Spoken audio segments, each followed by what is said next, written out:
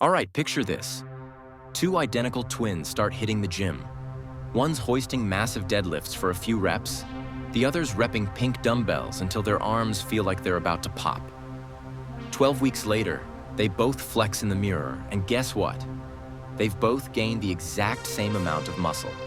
If that sounds completely backwards, stick around, because we're diving into the science to figure out which side of the iron spectrum truly deserves your effort.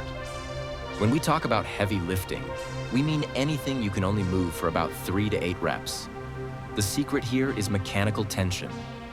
You're literally creating so much tension that your muscle fibers are forced to grow. This approach is the fastest way to build raw strength because it fine-tunes your nervous system. The downside? Grinding out those heavy reps can be tough on your joints, and one sloppy pull could bench you for months. On the flip side, light is anything you can lift for 15, 20, or even more reps. The main driver here is metabolic stress, that intense burn and crazy pump that makes you feel like your skin might just unzip. High reps create constant tension and flood the muscle with blood, which signals hypertrophy. It's fantastic for cranky joints and generally easier to recover from. But here's the catch. If you quit the set as soon as it starts to sting, you might as well be lifting a stapler. Effective light training means pushing into the please make it stop zone. So, what does the latest science tell us? A number of recent large-scale analyses reviewing dozens of studies have come to the same conclusion. When both heavy and light groups train to or near failure, their muscle growth is statistically identical. Strength, however, is a different story. Heavy lifting wins by a landslide for improving your 1-rep max. And what about for fat loss?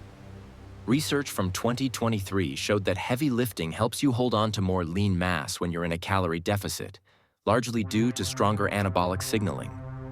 The translation is clear. For muscle gain, effort is king. But for strength and changing your body composition, heavy loads have the edge. This isn't a simple either-or battle. It's a strategic chess match. For beginners, light weights are a godsend, letting you master movement patterns without intimidation. If you're rehabbing an injury, same story. Athletes chasing maximal power absolutely need heavy neural loading. Lifters over 40 can benefit immensely from rotating in lighter blocks to keep their joints happy. The smartest coaches periodize, using both methods.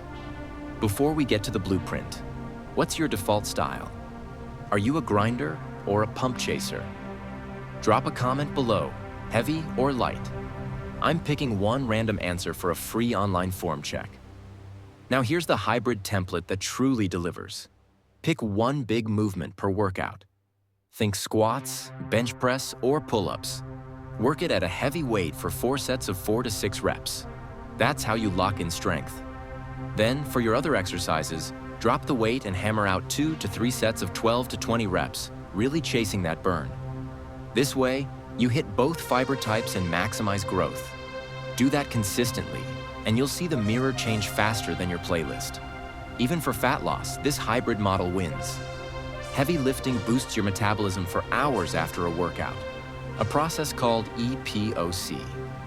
Plus, having more muscle subtly lifts your resting metabolic rate. It may not seem like much, but 10 extra pounds of muscle is like a bonus 70-calorie daily furnace.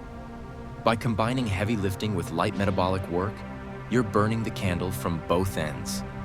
Finally, a reality check on injuries. Heavy lifting gets the side eye for safety, but honestly, most acute gym traumas happen during sloppy, lighter sets when people just zone out.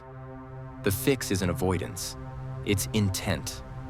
Brace your core, control the weight, and always leave a couple of reps in the tank until your form is automatic. If your joints bark after heavy sessions, swap barbells for cables or bands and focus on the squeeze. Pain-free consistency beats a heroic, injury-prone ego lift every single time. So, who wins this showdown? The scoreboard says it's a tie for muscle growth, but a knockout for heavy lifting on pure strength. When longevity, fat loss, and joint health enter the ring, a blend of both is the undisputed champion. Ultimately, you choose your weapon based on your target. But if you want the fastest, safest, most head-turning results, you'll need both holsters loaded.